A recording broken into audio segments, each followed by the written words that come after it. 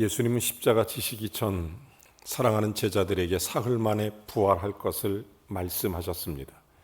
그 말씀을 믿고 맨 먼저 무덤으로 달려간 사람들은 막달라 마리아를 비롯한 그리고 마리아, 많은 여인들이었습니다. 그들은 예수님을 만났고 그들은 이렇게 고백을 했습니다.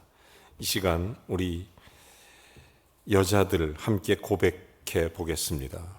여자들만 고백합니다. 시작.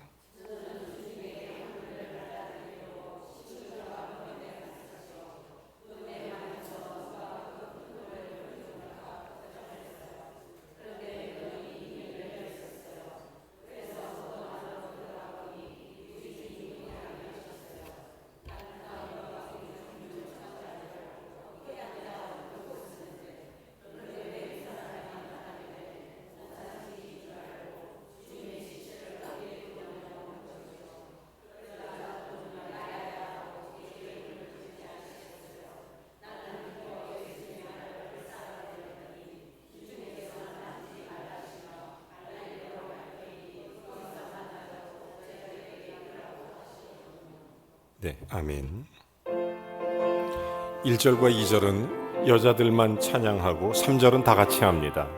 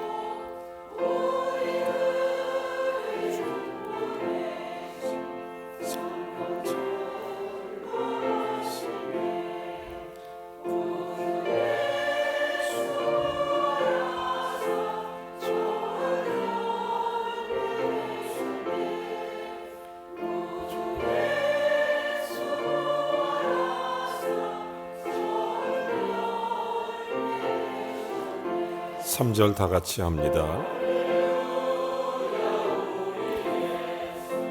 흠과 티가 없도다. 무덤 속에 있는 죄인 주가 일으키시네. 구주 예수 부활하사 저 영광 중으로 오시네. 구주 예수 부활하사 영광 주로 오시네. 부활하신 예수님을 만났다는 여인들의 말을 듣고 베드로를 비롯한 제자들이 무덤으로 달려갑니다. 그리고 그 빈 무덤을 본 그 제자들이 이렇게 주님 앞에 고백합니다. 우리 남자들이 한번 고백해 보겠습니다. 시작. 그래요, 나는 여자들의 말을 듣고 무덤으로 달려갔었어요. 그런데 정말 그곳에는 주님이 안 계셨고 그분의 시체를 쌌던 옷만 있었지요. 우리가 모두 함께 있을 때 주님은 우리에게 나타나셔서 그 손과 옆구리를 보이셨어요. 도마는 직접 못자국과 창자국을 만져보기도 했지요. 예수님은 정말 말씀대로 살아나셨어요. 아멘.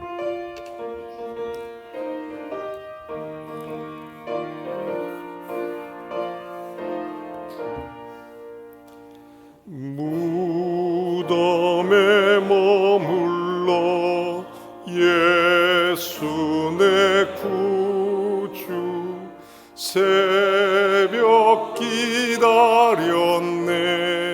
예수 내 주 원수를 다 이기고 무덤에서 살아나셨네. 어두움을 이기시고 나와서 성도 함께 길이 다스리시네. 사셨네, 사셨네, 예수 다시 사셨네.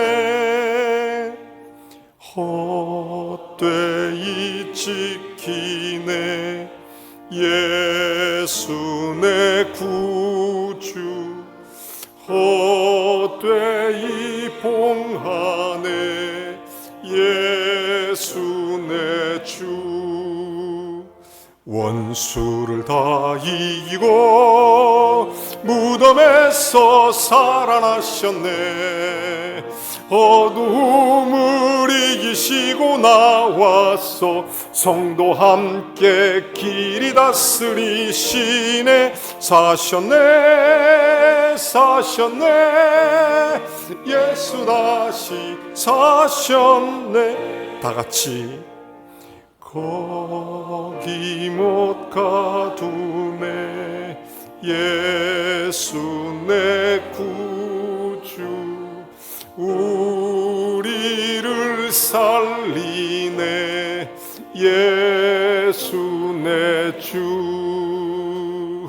원수를 다 이기고 무덤에서 살아나셨네. 어두움을 이기시고 나와서 성도 함께 길이 다스리시네. 사셨네, 사셨네, 예수 다시 사셨네.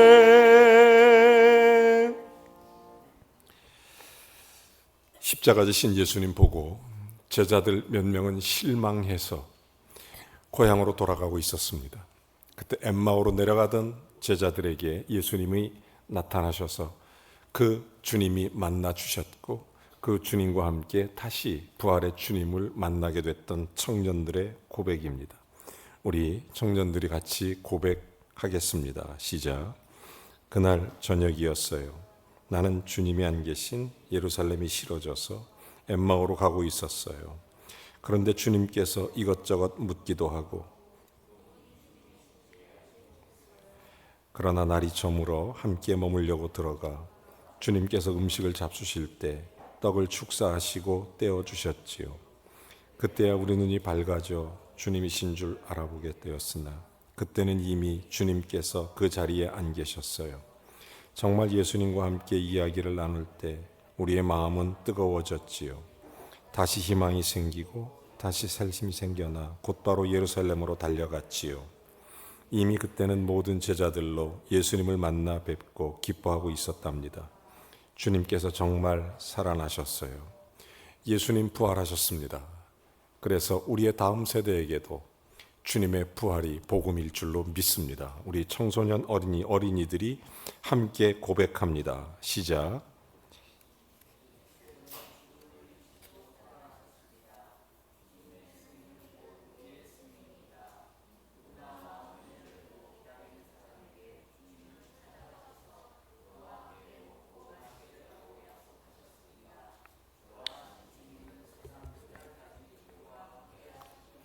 아멘. 165장을 다 같이 한번 찬송합니다.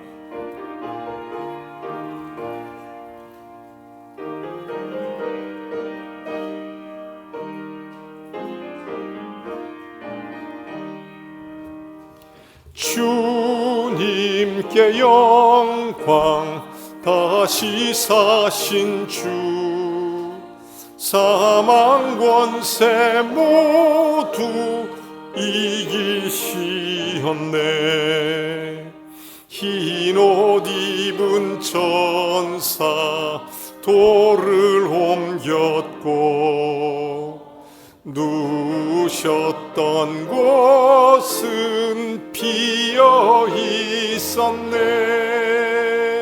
주님께 영광, 다시 사신 주, 사망 권세 모두 이기시었네.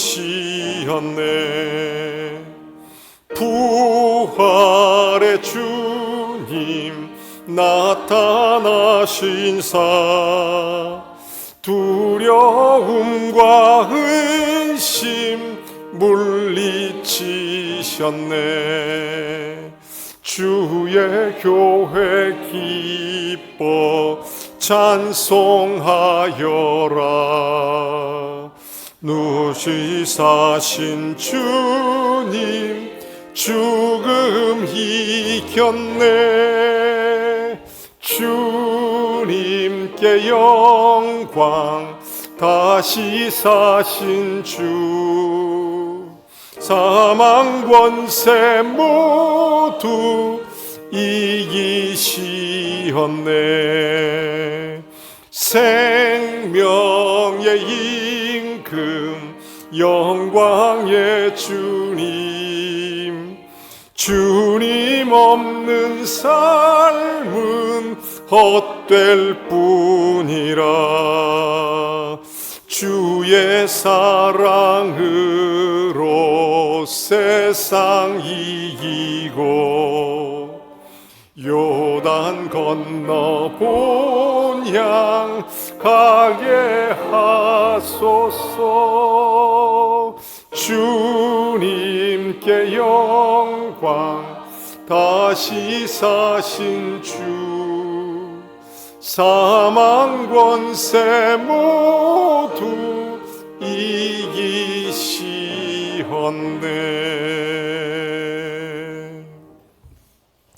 온 교회가 부활하신 주님 앞에 고백의 시간을 갖겠습니다. 함께 고백합니다. 시작. 예수님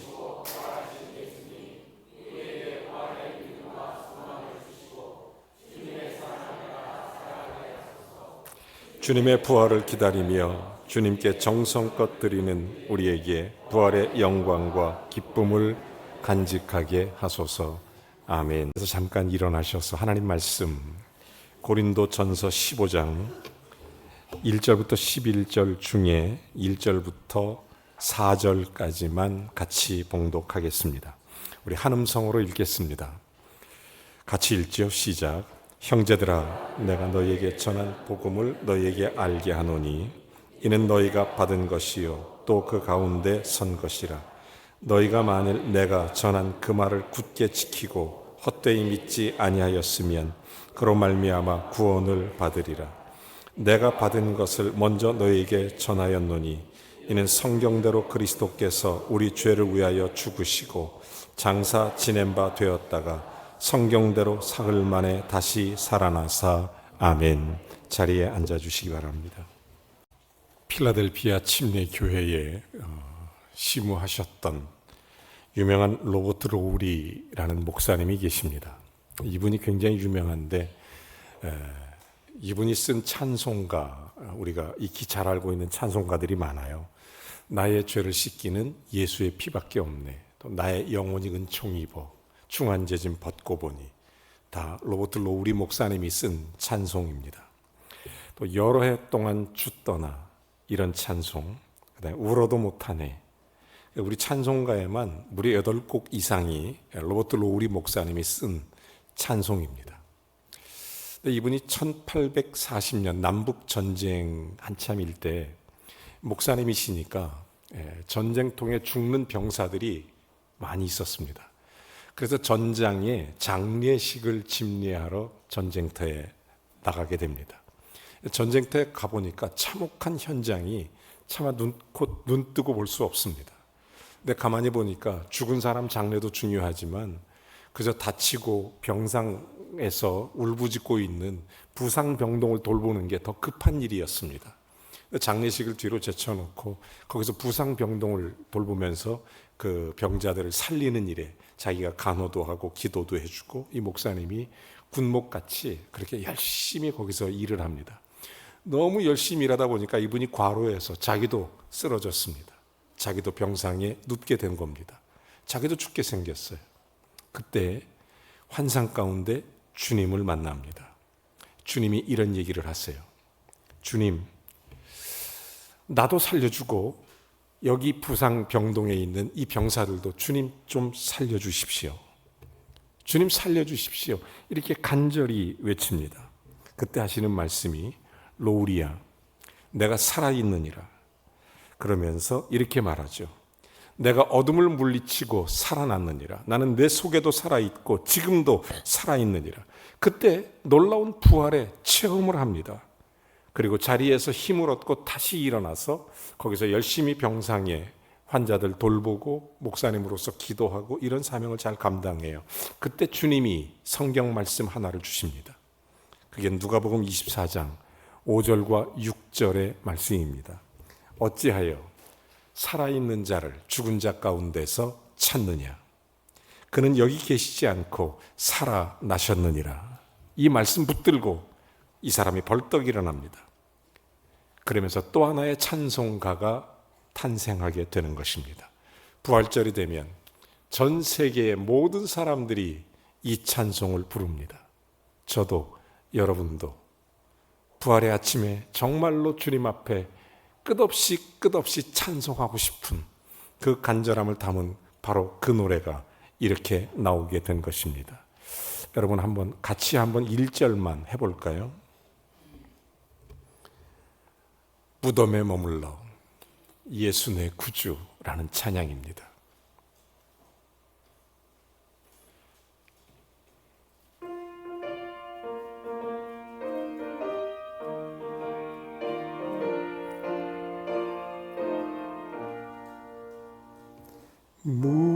무덤에 머물러 예수 내 구주 새벽 기다렸네 예수 내 주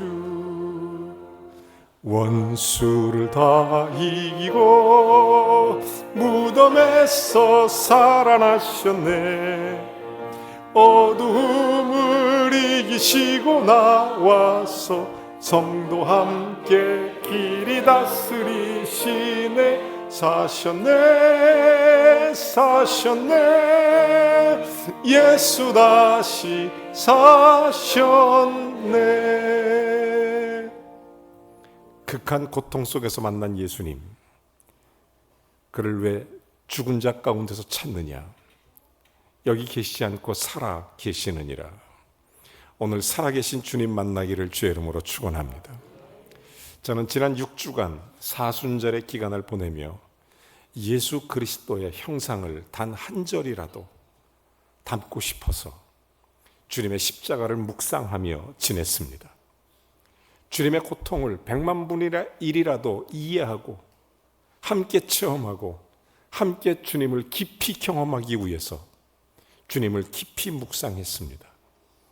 그래서 그 어느 해보다도 오늘이 부활절이 기다려졌습니다. 고통 가운데 있는 사람들은 이 부활이 기다려집니다. 죽음 가운데 있는 사람들은 부활이 기다려집니다.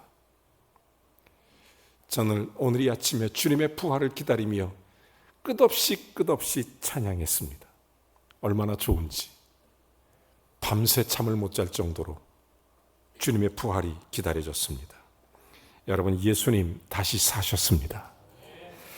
죄와 사망의 권세를 깨뜨리고 다시 사셨습니다. 이것이 부활의 복음입니다. 우리도 모든 죄와 절망과 질병이 깨지고 예수의 생명으로 다시 살아나는 것입니다. 부활의 복음입니다. 우리가 세상 살아갈 때 고통과 절망이 있습니다. 우리가 사는 세상은 늘 어려움이 있고 고통이 있고 아픔이 있습니다. 인생이 힘들고 고달픕니다. 왜 이렇게 어려운 일이 많은지요?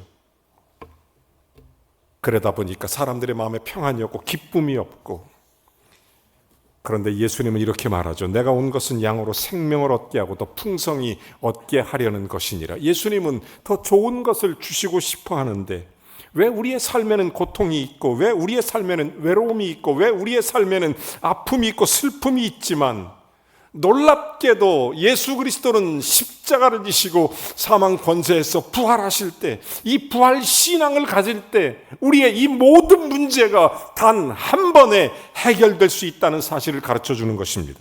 이게 부활의 복음입니다. 이 부활의 복음, 고린도전서 15장을 소위 부활장이라고 말합니다. 오늘 성경 본문 말씀에 사도 바울이 부활 신앙이 왜 우리에게 복음인지, 왜 우리에게 축복인지 이것을 깊이 가르쳐 줍니다. 그 첫 번째가 부활의 신앙을 갖고 있으면 우리 인생이 헛된 것이 아니라는 것을 알게 해주기 때문입니다. 오늘 3절은 1절과 2절은 이렇게 말합니다. 형제들아, 내가 너에게 전한 복음을 너희에게 알게 하노니 이는 너희가 받은 것이요 또 그 가운데 선 것이라. 너희가 만일 내가 전한 그 말을 굳게 지키고 헛되지 믿지 아니하였으면 그로 말미암아 구원을 받으리라. 내가 복음을 전해 주었고 너희는 복음을 받았고 그 복음을 받은 사람은 인생이 헛된 것이 아니라는 것을 알게 하는 것입니다. 예수 그리스도의 복음을 받을 때 구원을 받습니다. 예수를 믿을 때 우리는 천국에 갈 수 있습니다. 이것이 부활의 복음이며 축복이라는 것을 알게 해주는 것입니다. 예수 그리스도 때문에 나는 그리스도인이 됐고 이 복음 때문에 생명을 얻게 되는 것입니다. 이런 얘기가 있어요. 어떤 사람이 죽어서 천국에 갔습니다. 천국 문 앞에 베드로가 딱 지키고 서서 이렇게 얘기합니다. 100점이 안 되면 들어올 수 없다. 그러니 당신은 평생 세상에 살면서 했던 일들을 한번 나열을 해라. 그리고 그것이 선한 일로 점수를 맞으면 100점이 되면 천국에 들어갈 수 있다. 그렇게 얘기하니까 이분이 생각을 해보니까 마땅한 게 생각이 안 나요. 그래서 가만히 생각해 보니까 그래도 몇 가지 잘한 게 생각나서 이 베드로한테 얘기합니다. 천사한테. 아니 잘 생각해 보십시오. 내가 내 아내하고 결혼해서 50년을 살았는데 단 한 번도 바람을 펴본 적도 없고 단 한 번도 다른 생각조차 가진 적이 없습니다. 그랬더니 베드로가 잘했다고 10점 드리겠다고. 근데 가만히 생각하니까 10점 갖고 천국에 못 들어간단 말이에요. 그래서 또 생각을 해봅니다. 내가 뭘 잘했더라. 보니까 나는 주일 성수 잘했고 하나님께 예배하는 일을 항상 1순위로 말했고 수요 예배도 열심히 나왔고 하나님 앞에 모든 것에 본이 되려고 내가 그렇게 노력했다고. 훌륭하다고 10점 드리겠다고. 20점이 됐어요. 100점이 안 되면 못 들어가니까 곰곰이 생각하다가 내가 한 가지 더 있는데 내가 매주 토요일만 나와서 봉사하고 이웃을 섬기고 식사도 대접하고 그저 다른 사람을 대접하는 봉사를 했다고. 훌륭하다고 내가 5점을 더 드리겠다고. 도저히 답이 안 나와요. 이 사람이 실망했습니다. 그래서 도저히 해결이 안 되니까 이분이 천국문 앞에 천사를 붙잡고 하소연을 합니다. 제발 좀 봐달라고. 제발 나한테 은혜를 베풀어 달라고. 천국 좀 들어갈 수 있도록 은혜를 베풀어 달라고. 그랬더니 갑자기 얘기합니다. 됐다고. 당신 100점이라고. 이제 들어와도 된다고. 여러분, 우리가 은혜로 말미암아 구원 받으신 줄로 믿으시면 아멘 하시기 바랍니다. 구원은 은혜로 받는 것입니다. 하나님의 은혜입니다. 예수 그리스도의 십자가와 부활은 복음이며 우리 인생이 헛되지 않게 한 것은 은혜입니다. 주님의 부활로 말미암아 우리의 인생이 헛된 것이 아니라는 것을 알게 해주는 거예요. 얼마나 많은 사람들이 이것을 모르기 때문에 인생을 불행하게 살아갑니다. 마음의 평안이 없고 기쁨을 빼앗아 버리고 행복을 빼앗겨 버립니다. 내가 도대체 뭐하고 살았나 지금까지. 도대체 내 인생에 남는 게 뭔가. 크게 이루어 놓은 것도 없고 자식도 그렇게 훌륭하게 잘 키워놓은 것 같지도 않고 좋은 남편 좋은 아내도 아닌 것 같고 매일 아침 출근하지만 좋아하는 일도 아닌 것 같고 도대체 내 인생이 허무해서 이게 도대체 뭐냐. 회의에 빠질 때도 있습니다. 그렇습니다. 그러나 예수 그리스도의 십자가와 부활의 복음이 없다면 인생은 가장 불쌍한 것입니다. 예수 그리스도의 부활이 왜 복음이고 왜 축복인가? 결코 우리 인생이 헛된 것이 아니라는 것을 알게 해주기 때문입니다. 사랑하는 여러분, 비록 내가 힘들고 지금 내가 좀 괴롭고 불행하더라도 여러분의 인생은 헛되지 않습니다. 내가 비록 경제적으로 어렵고 비록 내 자녀가 훌륭하지 않고 비록 내 인생이 건강이 좀 나쁘고 비록 질병이 나를 억누른다고 해도 내가 그리스도를 모시고 있다면 예수 그리스도를 믿고 이 복음을 듣고 이 복음을 전한 그대로 믿고 받았다면 내 인생은 결코 헛된 인생이 아닙니다. 예수님 때문에 의미 있는 인생이에요. 그래서 바울이 그런 간증을 합니다. 빌립보서 1장 21절에 보면 이런 얘기를 하죠. 그러므로 내가 사는 것도 주를 위한 것, 그리고 죽는 것도 유익한 인생, 그리스도를 위한 것이다. 살아도 유익하지만 죽어도 유익한 것이 그리스도인입니다. 살 때만 유익한 것이 아니라 죽어도 유익한 그리스도인. 그러므로 우리의 인생은 결코 헛된 것이 아닙니다. 사는 동안에도 최고의 삶이고 죽은 후에도 천국의 삶을 사는 것이 그리스도인입니다. 여러분, 이것이 그리스도의 부활의 복음입니다. 예수 그리스도 때문에 우리가 구원받고 생명을 얻게 되는 것입니다. 주님의 귀한 생명의 열매 때문에 주님의 부활의 역사를 일으키는 거예요. 내 인생을 의미 있게 만들어주는 주님의 십자가와 부활, 얼마나 감사한지. 저는 두 번째로 왜 예수 그리스도의 부활이 복음이며 축복인지, 그것은 우리의 인생이 실패로 끝나지 않기 때문입니다. 3절은 이렇게 말하죠. 내가 받은 것을 먼저 너희에게 전하였노니 이는 성경대로 그리스도께서 우리를 위하여 죽으시고. 그렇습니다. 예수님은 성경대로 우리를 위하여 죽으셨습니다. 나는 죄인입니다. 죄의 싹은 사망입니다. 죽을 수밖에 없는 죄인입니다. 그런데 이 죄가 치명적으로 우리의 죽음을 가져온 것이 아니라 이 죄를 위해 십자가를 지신 예수 그리스도 때문입니다. 여러분, 예수님은 100점짜리인데 우리는 0점짜리입니다. 그런데 예수님이 이 답안지를 바꿔버려 주신 것입니다. 우리는 죄인이고 예수님은 의인이십니다. 우리는 죄와 허물로 죽을 수밖에 없고 예수 그리스도는 하나님의 의를 갖고 있는데, 여러분, 예수님께서 내 죄를 전가받으시고 또한 나를 위해서 예수님의 의를 전가해 주시는 것입니다. 그래서 우리는 예수님 때문에 살고 예수님 때문에 부활에 참여하게 되는 것입니다. 여러분, 이것이 예수 그리스도의 부활의 복음이죠. 우리 인생은 실패로 끝나지 않습니다. 죄에 쌌은 사망이기에 죄인으로 인해 죽음으로 끝나는 게 아니라 예수 그리스도로 인해 부활로 마침표를 찍게 되는 것이 그리스도인입니다.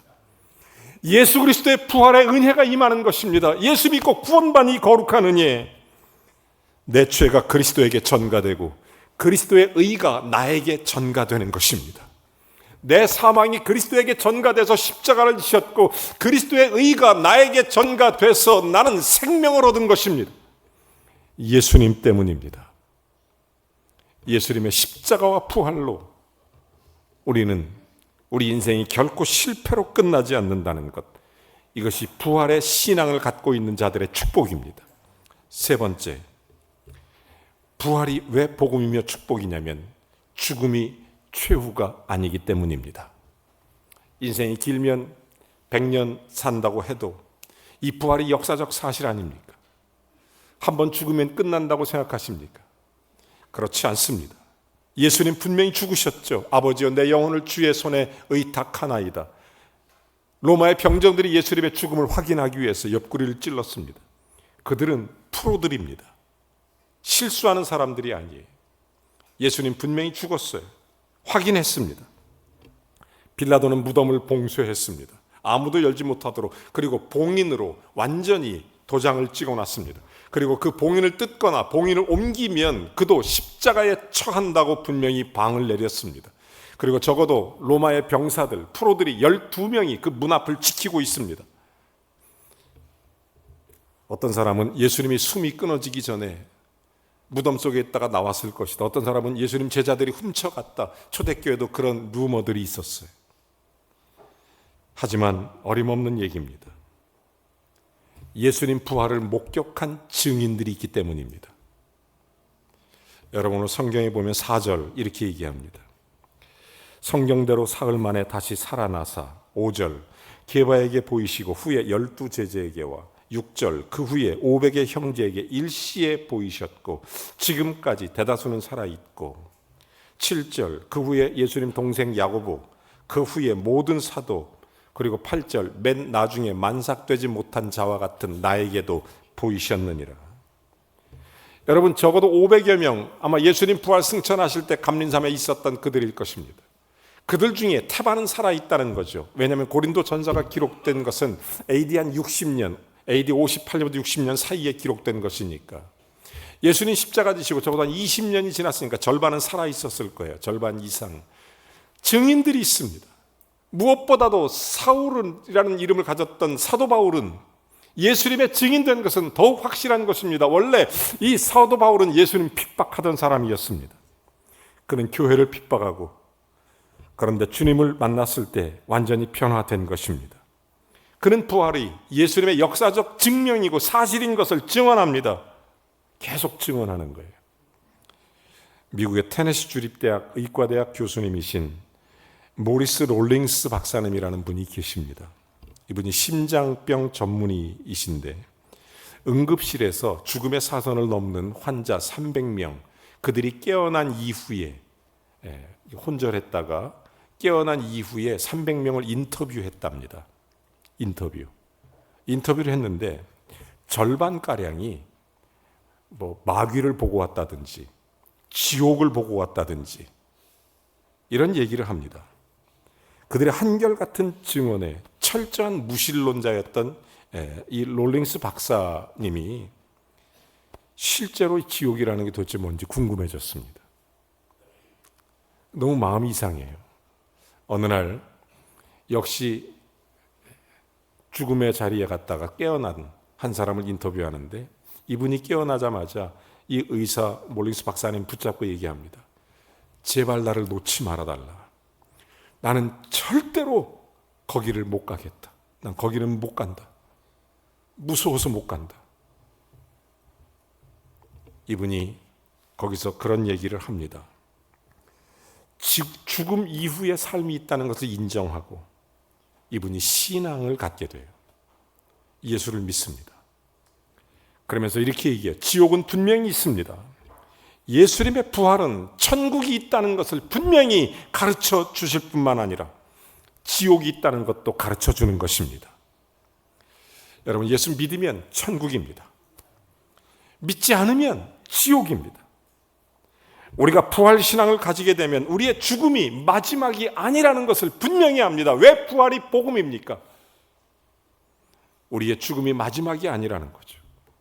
생명이 반드시 주어지는 것입니다.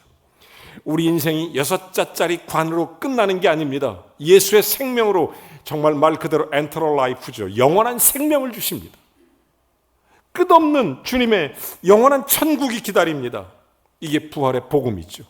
그러므로 예수 믿는 사람의 정말 축복이 있다면 이 세상에서도 주님과 함께 동행하다가 저 세상에서도 주님과 함께 영원토록 거하게 되는 축복인 것입니다. 저는 마지막 네 번째로 부활이 왜 복음이고 축복이냐면 모든 걸 변화시킬 수 있는 힘이 있습니다. 모든 게 변화됩니다. 사도 바울이 부활하신 예수님 만나고 나서 고백합니다. 맨 나중에 만삭되지 못한 나에게도 예수 그리스도가 보여졌다, 만났다, 이런 얘기를 하는 것입니다. 그 후로 그는 변화됐습니다. 여러분, 바울이 왜 이런 얘기하는 줄 아십니까? 그는 그렇게 말할 수밖에 없는 것이 바울은 원래 예수를 믿는 사람을 핍박하고 예수를 핍박하던 사람이었습니다. 부끄러운 과거가 있으니까 자기를 만삭하지 못한 팔싹둥이라고 말할 수밖에 없어요. 예수를 못 살게 굽고 예수 믿는 사람들에게 초대교회 당시에 성도들에게는 악몽 같은 사람이었습니다. 아무 때나 불시에 교회를 급습하고 교인들 잡아다가 고문하고 재판하고 돌로 처형하고, 여러분 사도행전 7장에 스데반이라는 집사님이 돌로 처형당하는데 그 일에 제일 앞장선 사람이 바로 사도 바울이에요. 그래서 그 예수를 죽이는 일에 성도를 핍박하는 악몽 같은, 사도행전 8장으로 넘어가면 사울이 교회에 진격할새 각 집에 들어가 남녀를 끌어다가 옥에 가두고 고문하더라, 이렇게 기록합니다. 사도행전 9장에 보면 사울이 성도들에게 위협과 살기가 등등하여 이렇게 기록하고 있습니다. 그 사울이 예수 부활을 만나기 전까지는 완전히 악몽 같은 그런 인생이었습니다. 사울은 원래 헬라의 큰 도시였던 그 길리기아라는 다소라는 동네에서 태어났습니다. 그의 아버지는 바리새인이고 유대인이었습니다. 사도 바울은 원래 머리도 좋고 똑똑해서 헬라어, 히브리어, 아람어에 능통했습니다. 그 당시 최고의 공부도 했습니다. 그의 아버지는 철저한 유대인이고 바리새인이었습니다. 지도자였습니다. 그래도 로마 시민권자였습니다. 사도 바울 역시 그런 바리새인으로 그들의 선생이었던 가말리엘이라는 그런 선생님의 문화에서 공부를 했습니다. 철저한 유대교 신앙으로 무장했던 사람입니다. 그래서 그는 자기가 철저한 종교인으로서 그 종교성을 가지고 그 종교를 지켜나간다는 생각 가지고 굉장하게 예수를 믿는 사람을 핍박한 거예요. 그 당시 변절자로 본 것입니다. 유대교에서 기독교로 개정한 변절자. 그래서 그들을 죽이겠다 이렇게 마음먹고 그들은 종교를 이용해서, 여러분 신앙이라는 게, 신앙이 올수록 겸손해지는 사람이 있는가 하면 신앙이 올수록 교만해지는 사람이 있습니다. 사도 바울이 바로 후자 같은 그런 사람이었습니다. 자기가 제일 잘 믿기 때문에 다른 사람을 정죄하기 시작한 것입니다. 신앙 때문에 교만해지는 케이스입니다.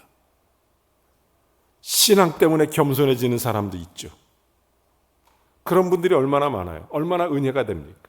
신앙 때문에 교만해지면, 옛날엔 안 그랬는데 신앙이 좋아지니까 어떻게 저렇게 사람이 변했는지, 이런 사람들이 굉장히 많아요. 그들은 철저한 종교인으로 내가 제일 바르게 믿는다고 생각해서 그리스도인 비판하고 미워하고 잔인하게 핍박하고, 그래서 다메섹에 그리스도인이 있다는 소식을 듣자마자 다메섹까지 달려갑니다. 예루살렘의 다메섹까지는 480km입니다. 그러니까 정확히 말하면 부산에서 서울까지 가고도 조금 더 올라가는 거리예요. 걸어서 12일은 좋게 걸리는 그런 거리를, 나는 잘 믿는 사람이기 때문에 잘 못 믿는 그리스도인을 자기는 잡아서 핍박하겠다, 그런 목적을 가지고 지금 다메섹에서 가는 길입니다. 480km를 얼마나 열정이 있고 얼마나 열심히 있고, 그는 종교성이 탁월하고 그는 자기가 믿는 신앙 때문에 더 교만해진 케이스입니다. 원래 바울은 그랬던 사람입니다. 그의 이름이 사울이었을 때, 그때 다메섹으로 가던 도중에 예수님을 만난 것입니다. 부활하신 예수님을. 예수님이 그에게 이렇게 얘기하죠. 사울아 사울아, 네가 왜 그렇게 나를 핍박하느냐? 그때 사울이 대답합니다. 주여, 뉘시오니까. 나는 네가 핍박하는 예수니라. 그 순간 깨달았습니다. 내가 잘 믿는다고 생각했고, 내가 오랫동안 예수 믿는 사람을 괴롭혀왔고, 스데반을 죽이는 일에도 앞장섰고, 교회를 핍박하는 일에 앞장섰고, 그 마지막 증거라는 그런 얘기를 들었고, 근데 가만히 예수를 만나고 나보니까 스데반이 말이 옳았고 자기가 틀렸다는 것을 알게 된 것입니다. 예수님을 만나보니까 수많은 그리스도를 체포하고 고문하고 예수님의 증거하는 일에 대해서 오히려 그들의 말이 맞았고 자기가 틀렸다는 것을 알게 된 것입니다. 죽으신 예수님은 우리 모든 사람의 죄를 위해 죽으셨고 자기의 죄를 위해 죽게 되었다는 것을 알게 된 것입니다. 그리고 예수님이 진정으로 사흘 만에 부활하셨다는 것을 알게 된 것입니다. 구주이신 예수 그리스도가 없이는 구원받을 수 없다는 것을 바울은 이제 비로소 알게 된 것입니다. 그래서 변화된 것입니다. 예수님 부활하셨습니다. 여러분, 이 사실을 알아야 됩니다. 그래서 이는 완전히 변했고 바리새인이고 핍박자였던 사울이 예수님의 제자가 되고 사도가 된 것입니다. 그는 완전히 변했습니다. 부활의 신앙은 그의 인생을 바꿔놓았습니다. 부활하신 주님 만날 때 겁쟁이 베드로가 용감한 사도가 되는가 하면 야고보가 기도의 사람이 되기도 하고, 부활하신 주님 만나면 박해자 사울이 이제 위대한 사도 바울이 되는 것입니다. 여러분, 우리가 부활하신 예수 그리스도를 만나면, 부활하신 예수 그리스도를 믿고 있을 때 진정한 그리스도인이 되는 것이고 거기에 변화가 일어납니다. 어떤 변화가 일어나느냐? 첫째는 우리의 과거의 변화가 일어납니다. 예레미야 31장 34절에 보면 이런 얘기가 있어요. 내가 너의 그 죄를 기억하지 아니하리라, 이렇게 말합니다. 여러분, 예수 만나면 변화됩니다. 우리의 과거가 변화됩니다. 주님께서는 다 기억하지 않습니다.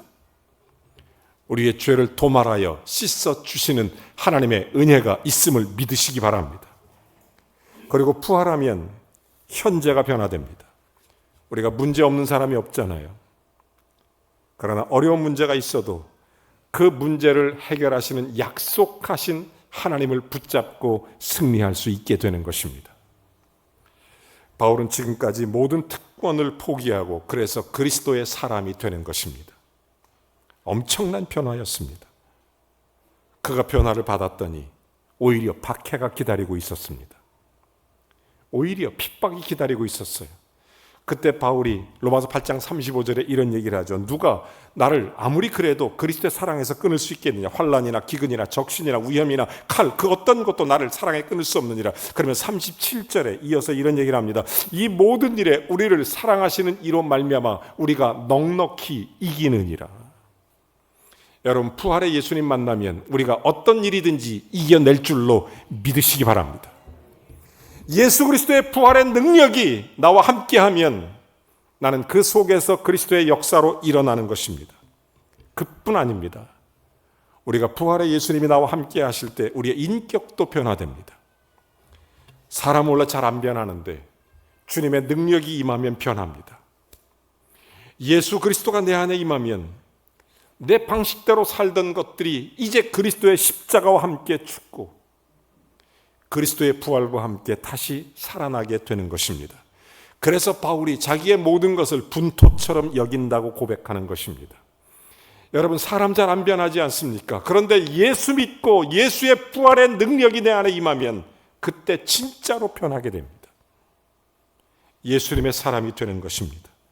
죽을 수밖에 없는 우리, 내가 변덕스러웠는데 하나님의 은혜로 이제는 사랑과 기쁨의 사람, 은혜와 자비의 사람, 화평, 인내, 또한 온유, 충성, 절제, 이런 많은 하나님의 성품으로 바뀌게 되는 것입니다. 사랑하는 여러분, 예수님 부활하셨습니다.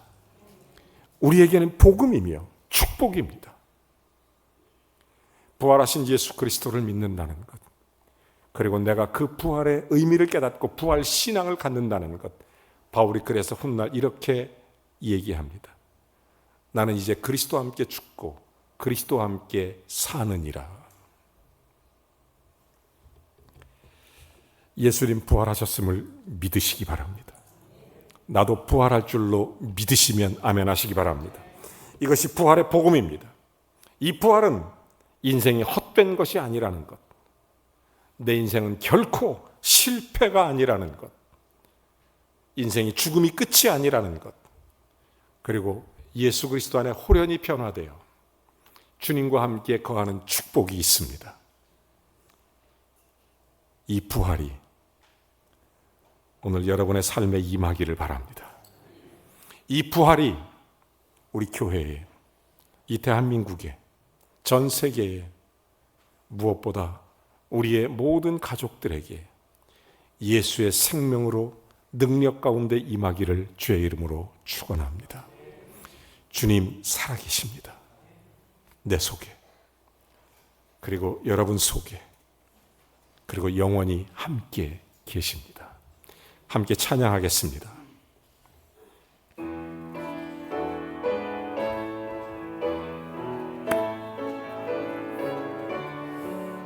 날 위해 부활하신 예수 그리스도 살아계신 주님을 찬송합니다. 주 하나님 독생자 예수 날 위하 오시었네. 아멘. 오시었네. 내 모든 죄 다 사하시고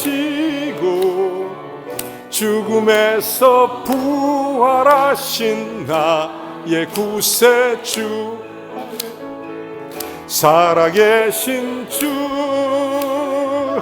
나의 참된 소망, 걱정 근심 전혀 없네.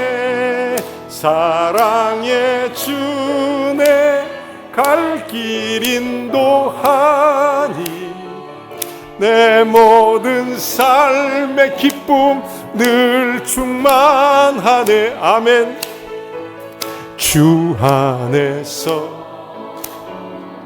거듭난 생명 주시는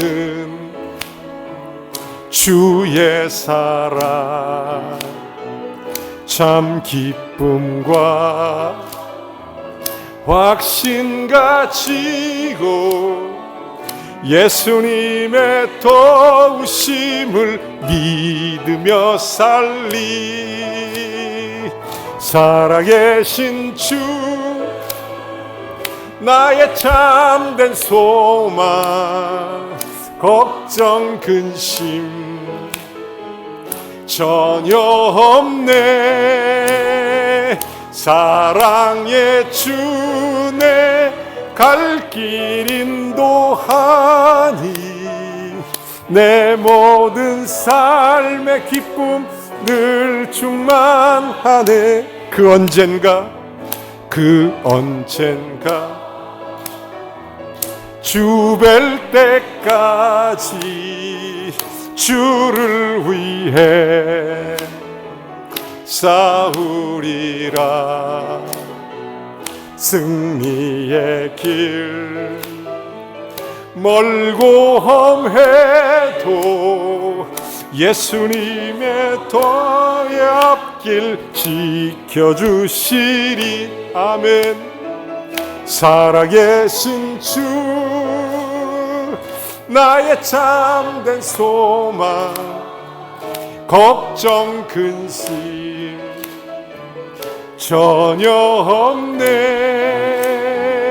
사랑의 주내 갈 길 인도하니 내 모든 삶의 기쁨 늘 충만하네.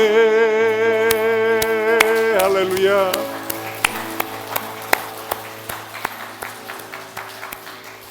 부활의 주님이 우리에게 약속하셨습니다. 내가 세상 끝날까지 항상 너희와 함께 있으리라.